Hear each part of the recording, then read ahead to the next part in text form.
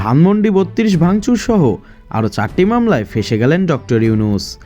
এদিকে সমন্বয়কদের বিরুদ্ধে কঠিন অ্যাকশনে নামছে স্বরাষ্ট্রমন্ত্রী।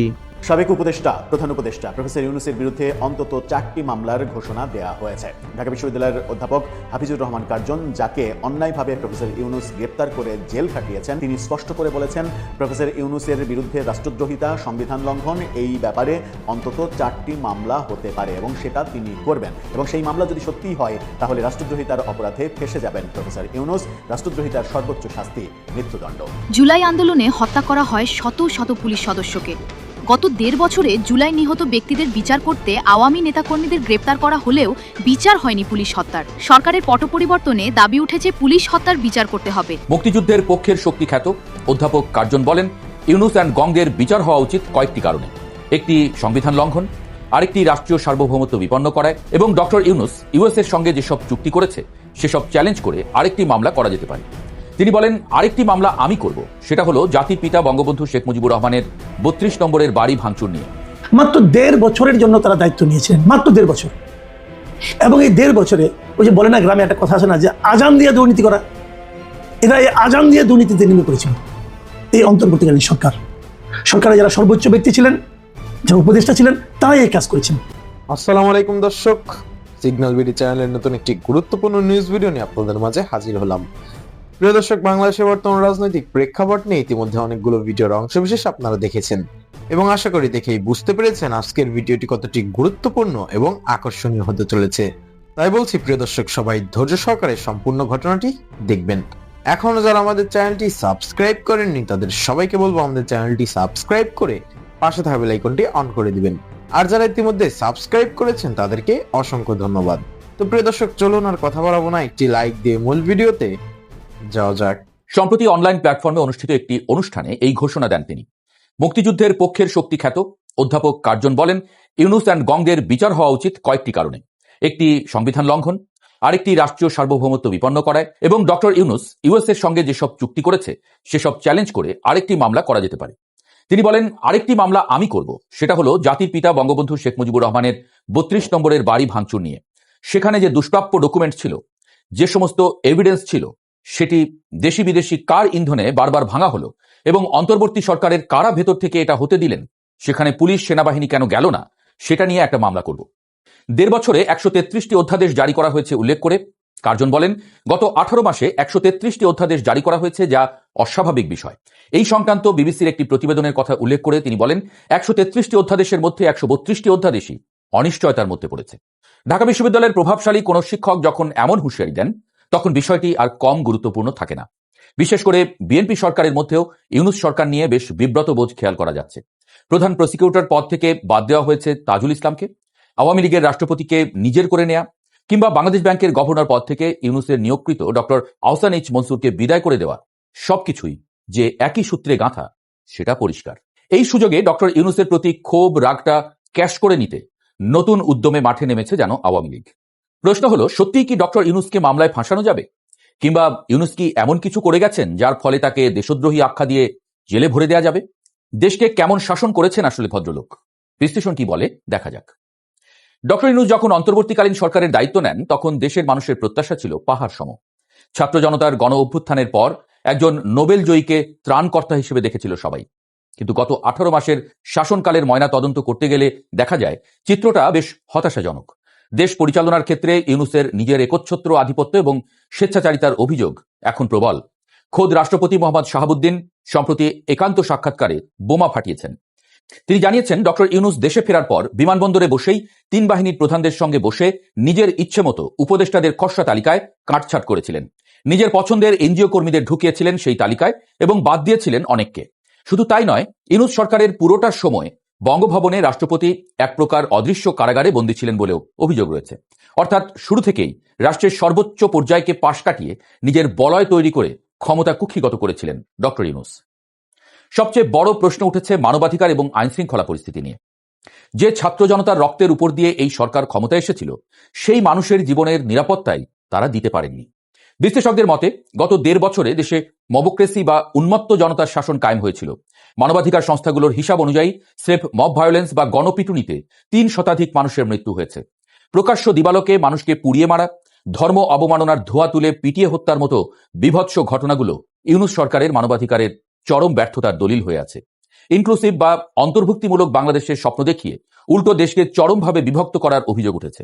আওয়ামী লীগকে রাজনৈতিকভাবে নিশ্চিহ্ন করতে ডেভিল হান্ট বা দানব নিধনের নামে তৃণমূলের লাখ লাখ নেতাকর্মীকে ঢালাওভাবে জেলে ভরে রাখার মতো ঘটনা ঘটেছে।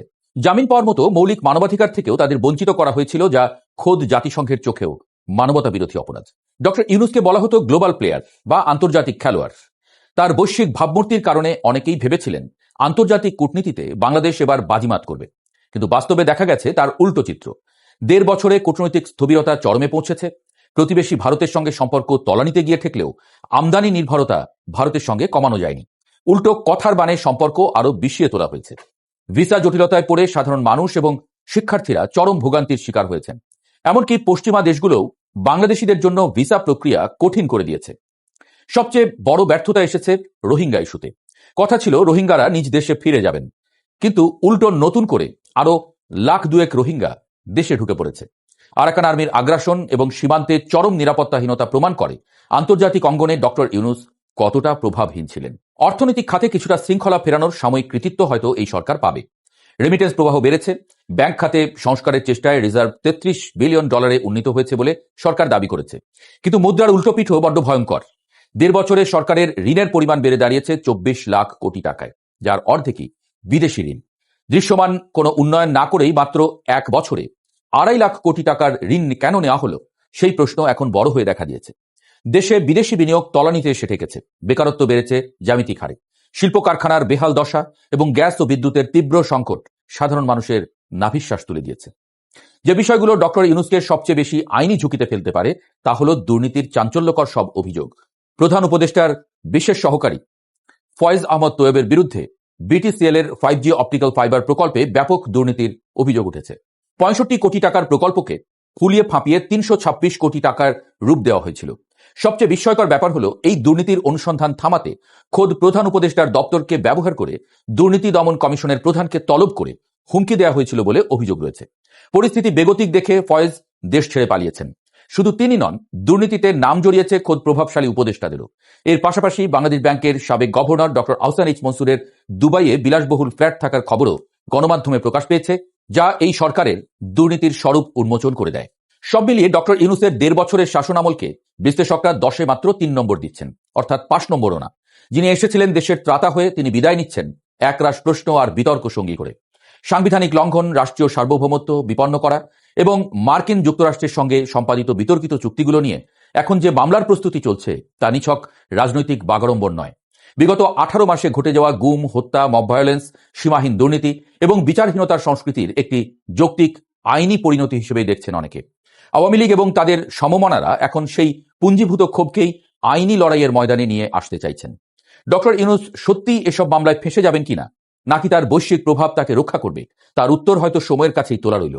তবে সবার কাছে গ্রহণযোগ্য ব্যক্তি থেকে তিনি এখন দেশের ইতিহাসের অন্যতম বিতর্কিত এক চরিত্রে পরিণত হলেন কিনা, এমন প্রশ্নই আসছে নানা মহল থেকে। এদিকে এবার নতুন সরকারের কাছে ভেসে যাচ্ছে সাবেক উপদেষ্টা আসিফ মাহমুদ সজীব ভুইয়া ও জাতীয় নাগরিক পার্টি এএনসিপির উত্তর অঞ্চলের সমন্বয়ক শারজিস আলম। এই বাংলাদেশের জাতীয়তাবাদী দল বিএনপি ক্ষমতায় বসার পরপরই এবার জুলাই আন্দোলনের সময় যেসব পুলিশকে মারা হয়েছে সেই পুলিশ হত্যারও তদন্ত হবে। এই তদন্ত শুরু করলে একে একে জুলাই যোদ্ধাদের নামে কোনো অভিযোগ থাকলে তাকে আইনের আওতায় আনা হবে। 2024-এর ছাত্র জনতার আন্দোলনের সময় ঢাকাসহ দেশের বিভিন্ন স্থানে পুলিশের স্থাপনাগুলোয় ব্যাপক হামলা ও অগ্নিসংযোগ করা হয়েছিল এবং পুলিশ সদস্যদের হত্যা করা হয়েছিল। পুলিশ সদর দপ্তর জানিয়েছিল 44 জন সদস্যকে হত্যা করা হয়েছে। পুলিশ কর্মকর্তারা যদিও এত কম সদস্যের মৃত্যুর বিষয়টি মানতে নারাজ। তাদের মতে নিহতের সংখ্যা অনেক বেশি। তারা অন্তর্বর্তী সরকারের কাছে তদন্তের দাবি ওঠালেও তা আমলে নেওয়া হয়নি। তবে নতুন সরকার আসার পর পুলিশ হত্যা এবং স্থাপনায় হামলার ঘটনাগুলোর তদন্তে গ্রিন সিগন্যাল মিলেছে। এই নতুন সরকার আসার পর স্বরাষ্ট্র মন্ত্রণালয় ও পুলিশ সূত্র বলেছে, নতুন সরকার দায়িত্ব নেওয়ার পর পুলিশের স্থাপনায় হামলা ও সদস্যদের হত্যা করার বিষয়টি আলোচনায় আসে। 1.5 বছরেও তদন্ত না হওয়ায় বিস্ময় প্রকাশ করেছেন সরকারের শীর্ষ মহলের কেউ কেউ। এসব ঘটনার মাত্র 5টিতে মামলা হয়েছে, আটক হয়নি কেউ। পুলিশের কোনো কর্মকর্তা এ বিষয়ে কথা বলার চেষ্টা করলেও অন্তর্বর্তীকালীন সরকারের সহায়তা পাওয়া যায়নি বলে অভিযোগ রয়েছে। তবে পুলিশের একাধিক ইউনিট হামলার আগে ও পরের ভিডিও ফুটেজ এবং আলামত সংগ্রহ করে রেখেছে। অন্তর্বর্তী সরকার সংকেত না দেওয়ায় পুলিশ সদর দপ্তর তদন্তের কাজ এগোতে পারেনি। আন্দোলনের সময় কারাগারে হামলা চালিয়ে বন্দি ছিনতাই এবং কারাগারে আগুন ধরিয়ে দেয়াল ও গেট ভেঙে বাইরে পালিয়ে গেলেও এখনও গ্রেফতার হয়নি অনেকে। এই তদন্তের কাজ শুরু হলে একে একে ফেসে যাবে এনসিপি, কারণ তাদের জন্য এই বাংলাদেশের মানুষ এই জুলাই মতো প্রেক্ষাপট তৈরি করার সুযোগ পেয়েছে। কিন্তু প্রশ্ন হলো, যেখানে জুলাই আন্দোলনের সময় যারা নিজের জীবন বাজি দিয়ে ক্ষমতাচ্যুত শেখ হাসিনাকে দেশ থেকে তাড়িয়ে দিয়েছে, সেই সব নিহতদের আসামিদের বিচার নিশ্চিত না করে হঠাৎ কেন পুলিশ হত্যার বিচার শুরু করার মতো গ্রিন সিগন্যাল দেওয়া হচ্ছে সরকারের পক্ষ থেকে? তাহলে কি এই বর্তমান সরকার উপদেষ্টারা থেকে শুরু করে বর্তমান প্রধানমন্ত্রী জনাব তারেক রহমান জুলাই যোদ্ধাদের সাথে গাদ্দারি করতে যাচ্ছে? এমন নানান প্রশ্নের জন্ম দিচ্ছে রাজনৈতিক অঙ্গনে। এই সরকারের প্রতি এই জুলাই যোদ্ধাদের আশা ছিল তারা ক্ষমতায় এলে জুলাই সনদ বাস্তবায়ন হবে, সেই সাথে সংবিধান সংস্কার হবে। কিন্তু সে বিষয়ে কোনো কথাই বলছে না বর্তমান সরকার থেকে উপদেষ্টারা। অন্তর্বর্তীকালীন সরকার বিদায় নিয়েছে, এখনো 2 সপ্তাহ হয়নি, কিন্তু এরই মধ্যে এই সরকারের বিভিন্ন উপদেষ্টা যারা ছিলেন, খুব পাওয়ারফুল উপদেষ্টা যারা ছিলেন, তাদের বিরুদ্ধে শত শত দুর্নীতির অভিযোগ দুর্নীতি দমন কমিশনের কাছে জমা পড়ছে, অলরেডি পড়েছে, আরও আসছে। এবং দুর্নীতি দমন কমিশনের একাধিক কর্মকর্তা এই কথা স্বীকার করেছেন যে এই অভিযোগের চেহারা দেখে তাদের মনে হচ্ছে এটাকে রেকর্ড হতে যাচ্ছে। মানে এত বেশি অভিযোগ এত অল্প সময়ে এর আগে কোনো সরকারের বিরুদ্ধে আসেনি। মাত্র 1.5 বছরের জন্য তারা দায়িত্ব নিয়েছিলেন, মাত্র 1.5 বছর। এবং এই 1.5 বছরে ওই যে বলে না গ্রামে একটা কথা আছে না, যে আজান দিয়ে দুর্নীতি করা, এরা এই আজান দিয়ে দুর্নীতিতে নেমে পড়েছিল এই অন্তর্বর্তীকালীন সরকারে যারা সর্বোচ্চ ব্যক্তি ছিলেন, যারা উপদেষ্টা ছিলেন, তারাই এই কাজ করেছেন। তো তারাই যদি এমন কাজ করেন, নিচের দিকে কী অবস্থা হচ্ছে সবসময় মনে রাখবেন। সরকারের যারা মূল ব্যক্তি, যারা নাকি শীর্ষস্থানীয় লোক, তারা যদি নিজেরাই অপকর্মে লিপ্ত হন, তাহলে আপনি নিচের দিকে আর থামাতে পারবেন না। এখন উপরের দিকে যেটা হয়েছে বলে আমরা এরই মধ্যে খবর পাচ্ছি, নিচের দিকের প্রকৃত চেহারা যে কী সেটা জনগণ জানে। জনগণের শরীরের উপর দিয়ে গেছে সেই দুর্নীতিটা, চাপটা, কাজে মানুষ জানে কি ভয়ঙ্কর পরিস্থিতি সৃষ্টি করেছিল এই অন্তর্বর্তীকালীন সরকার ডক্টর ইউনূসের নেতৃত্বে। সবচেয়ে ভয়ঙ্কর এবং সবচেয়ে মর্মান্তিক বিষয় হচ্ছে ডক্টর ইউনূসের নামেও একাধিক দুর্নীতির অভিযোগ এসেছে। কারা করেছে? তার যে গ্রামীণ টেলিকম, যেটা তাদের মূল আয়ের উৎস, গ্রামীণ টেলিকমের টাকা দিয়ে কিন্তু গ্রামীণের অন্য অনেক কিছু চলে। গ্রামীণ টেলিকম হলো এই যে আমরা যে গ্রামীণ ফোন ইউজ করি, এই গ্রামীণ ফোনের মাদার অর্গানাইজেশন। মানে প্রথম সরকারের কাছ থেকে লাইসেন্সটা নিয়েছে গ্রামীণ টেলিকম, তারপর সেটা পরিচালনার জন্য তারা গ্রামীণ ফোনকে, মানে আপনার এই নরওয়ের যে টেলিনর কোম্পানি আছে তাদেরকে দায়িত্ব দেয়, তারা ওখানে করে। এবং এর যা প্রফিট হয়, সেই প্রফিটের প্রায় 30-32% প্রফিট এই গ্রামীণ টেলিকম বসে বসে পায়। মানে তাদের কোনো লোকজন নাই, লোকজন সব এটা এলিনরের। এবং সেই টাকাটা 9-6 করা বলেন, যা কিছু করা বলেন, এখান থেকে ওখানে নেওয়া, ওইখান থেকে আরেক কোম্পানি করা, সেই কোম্পানি করা, নিজের নামে ট্রাস্ট করা। ডক্টর ইউনূস দেখবেন মাঝে মাঝে বলেন যে আমার কোনো অর্থ নাই, ওনার কোনো টাকা পয়সা নাই, ওনার নামে কিচ্ছু নাই, ব্যাংকে কিছু নাই, কিন্তু ওনার নামে একটা ট্রাস্ট আছে। ট্রাস্ট মানে একটা ট্রাস্ট গঠন করেছে, যে ট্রাস্টের একমাত্র কাজ হলো ডক্টর ইউনূসের পরিবারকে লালন পালন করা। শুনেছেন কখন এরকম? এই ট্রাস্টে টাকাটা কোত্থেকে আসে? এবং এই ট্রাস্টের কেন করা হয়েছে? যে ট্রাস্ট করলে পর তার কোনো ইনকাম ট্যাক্স দিতে হয় না, এবং এই জন্য উনি এটাকে ট্রাস্ট করে রেখেছেন। এবং ওই ট্রাস্টের একমাত্র কাজ হলো উনি, ওনার পরিবার, মানে ওনার স্ত্রী, কন্যা, এদেরকে লালন পালন করা। এই হলো ট্রাস্টের কাজ। তার মানে ওনার কিছু থাকার দরকার নেই রে ভাই, ওনার বাকি জীবন তো ট্রাস্টই চালাবে। এই হলো ডক্টর ইউনূস।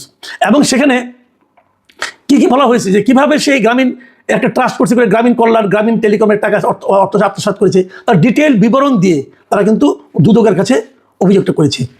এবং এর বাইরেও ডক্টর ইউনূস, মানে প্রধান উপদেষ্টা হিসেবে, উনি এই দায়িত্ব পালনকালে বিপুল পরিমাণ অর্থ বিদেশে পাচার করেছেন, এমন অভিযোগও এই দুদকের কাছে উপস্থাপন করা হয়েছে।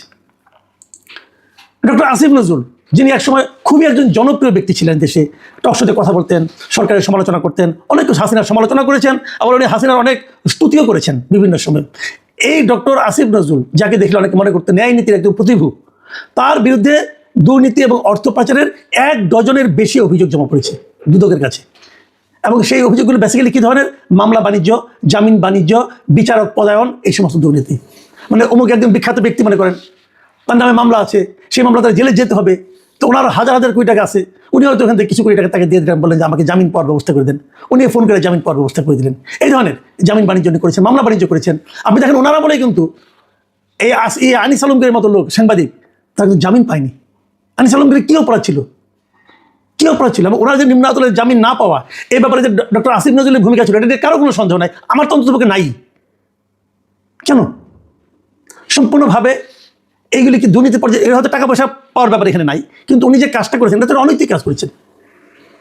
একটা মানে ওনার আনিস আলমগীরের বিরুদ্ধে একজন সাংবাদিক কথা বলার অপরাধে ওনার বিরুদ্ধে এই মামলাগুলো করা হয়েছে, এবং সেটাকে সন্ত্রাস বিরোধী মামলা করা হয়েছে, সেটা বোঝাই যায়।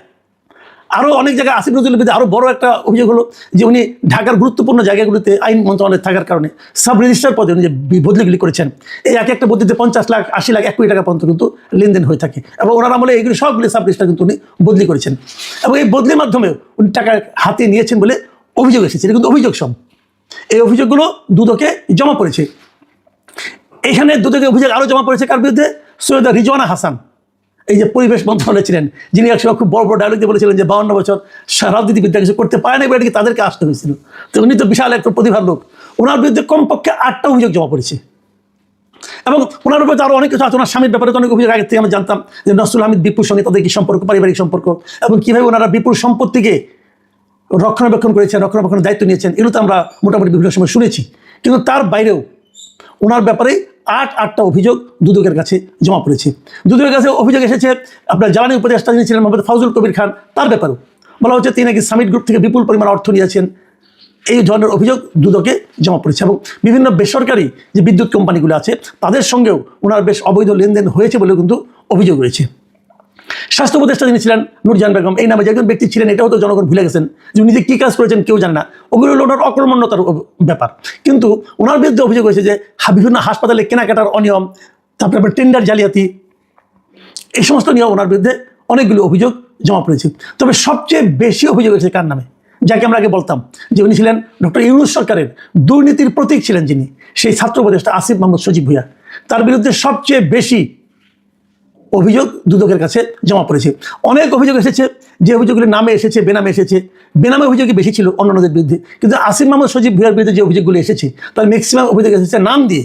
এখানে তার নাম গোপন করার আর প্রয়োজন মনে করে নাই, মানে এত অকাট্য প্রমাণ সহ অভিযোগ এগুলি এসেছে, যেগুলির মধ্যে তার নাম সহ তারা অভিযোগ করেছে। এবং এখানে প্রায় 1000 কোটি টাকার দুর্নীতির অভিযোগ এই আসিফ মাহমুদ সজীব ভুঁইয়ার বিরুদ্ধে এসেছে। ইদানিং দেখবেন উনি এনসিপির মুখপাত্র হয়ে দাঁড়িয়েছেন। আমি বুঝতে পারি না এনসিপি কেন এই রকম একটা, মানে যার বিরুদ্ধে এত এত অভিযোগ আর দুর্নীতির অভিযোগ, তাকে কি করে মুখপাত্র বানায়, এটা আমার কাছে বোধগম্য নয়। আমার তো মনে হয় যে এই কারণে এই ওনার বদনামের ভাগ কিন্তু শেষ পর্যন্ত এনসিপিকে নিতে হতে পারে। কেন এনসিপি এগুলি করতেছে আমি জানি না, কারণ উনি যখন দুর্নীতিবান প্রমাণ হবে, দুর্নীতিবান বলে প্রমাণিত হবেন, তখন সেই দায় কিন্তু আসলে এনসিপির ঘাড়ে করবে। অনেকে এমন কথা বলেন যে তার টাকাতেই নাকি এনসিপি চলে, হতে পারে আমি জানি না। উনি শুনলাম সামনে নাকি মেয়রের নির্বাচন করবেন ঢাকা দক্ষিণে, সেটাও জনগণ দেখবে তাকে কীভাবে করবে, কিন্তু তার বিরুদ্ধে সবচেয়ে বেশি অভিযোগ এসেছে। প্রিয় দর্শক, আমরা জানি না এগুলি কী হবে, তবে আমরা আশা করব দুদক এই সমস্ত অভিযোগগুলো খতিয়ে দেখবে, এবং দুর্নীতি সে যেই করুক, মানে ABCD, উচ্চপদস্থ, মধ্যপদস্থ না নিম্নপদস্থ না গরিব না ধনী না বিখ্যাত ব্যক্তি, রাজনৈতিক নেতায় যে হোক, সে দুর্নীতি এর বিরুদ্ধে জিহাদ ঘোষণা করতে হবে। দুর্নীতির কোনো ছাড় নাই। যিনি দুর্নীতি এই দেশটাকে শেষ করে দিয়েছে, আজকে এই দেশটার যে দুরবস্থার কথা আমরা বলি, তার মূল কারণ হলো দুর্নীতি। আমরা শেখ হাসিনা সরকার আমরা দেখেছি কীভাবে হাজার হাজার কোটি টাকা বিদেশে পাচার হয়ে গেছে, ব্যাংক লুট হয়ে গেছে, আমরা দেখেছি। দুদক তখন কোনো ভূমিকা রাখে নাই। দুদককে নিয়ে মানুষ হাসাহাসি করতো, মানুষ বলতো দুদক কেবল দুর্বলের জন্য, দুদক কখনো সরকারের বিরুদ্ধে কিছু বলে না, এখনও তো তাই বলবে না। কিন্তু যে সরকার থেকে মাত্র ধরা নেমেছে, তাদের বিরুদ্ধে যে অভিযোগগুলো এসেছে, আমরা আশা করব দুদক এগুলো খুব সিরিয়াসলি নেবে এবং চুলচেরা বিশ্লেষণ করবে। যদি এগুলো দুদক ঠিকঠাক মতো হ্যান্ডেল করতে পারে, কেবল তাহলেই আমরা বলবো যে না, দুদকের পক্ষে সম্ভব। আমি বর্তমান যে বিএনপি সরকার আছে তাদেরকেও বলবো, তাদেরকে আমি বলেছি বহুবার যে আপনারা দুদকটাকে ঠিক করেন, দুর্নীতিকে থামান। দুর্নীতি হলো কি একদম ঘুণ পোকার মতো, একদম সরকারকে, দেশকে, জাতিকে ভেতর থেকে খেয়ে দেয়। এই জায়গাটা যদি থামাতে পারেন, আমরা হয়তো এই জাতি নিয়ে সামনের দিকে অগ্রসর হওয়ার স্বপ্ন দেখতে পারবো। প্রিয় দর্শক, ইতিমধ্যে আপনারা আমাদের পুরো ভিডিওটি দেখেছেন। ভিডিওটি দেখে কি জানলেন এবং বুঝলেন, অবশ্যই আপনাদের মূল্যবান মতামতটি আমাদের কমেন্ট বক্সে জানাতে ভুলবেন না। এখনো যারা আমাদের চ্যানেলটি সাবস্ক্রাইব করেননি, তাদের সবাইকে বলবো আমাদের চ্যানেলটি সাবস্ক্রাইব করে পাশে থাকা বেল আইকনটি অন করে দিবেন, এরকম নিত্য নতুন প্রতিদিন গরম গরম নিউজ আপডেট পেতে। ধন্যবাদ সবাইকে।